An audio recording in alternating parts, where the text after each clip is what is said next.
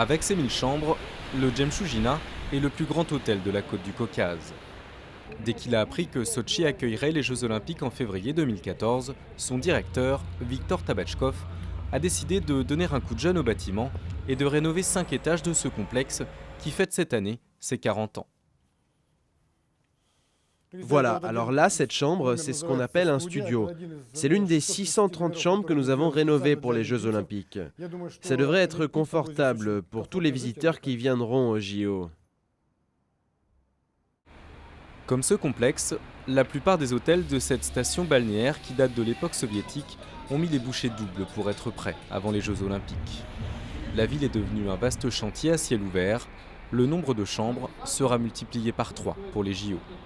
Au total, il y aura environ 50 000 chambres disponibles et 12 000 supplémentaires dans des paquebots de croisière qui mouilleront sur la côte. La plupart de ces hébergements ont déjà été réservés par les délégations sportives, le comité olympique et des organismes officiels.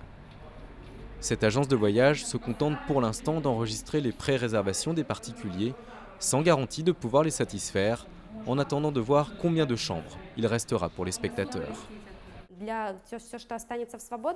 Sur le contingent total, il restera 10 à 15% des chambres disponibles. Et à partir de l'automne, on commencera à y voir plus clair sur les disponibilités pour les touristes qui veulent venir. Les 50 000 chambres annoncées par les autorités sont des hébergements dits officiels et leurs prix sont encadrés. 142 € pour un hôtel 2 étoiles, 343 € pour un 5 étoiles. Mais dans la réalité, on estime qu'il faudra environ 100 000 chambres pour satisfaire la demande pendant les JO. Une aubaine pour les hébergeurs et les hôtels non officiels, pas contraints de limiter leurs prix, qui attendent patiemment le boom des réservations à l'automne pour mettre leurs chambres sur le marché et faire monter les prix.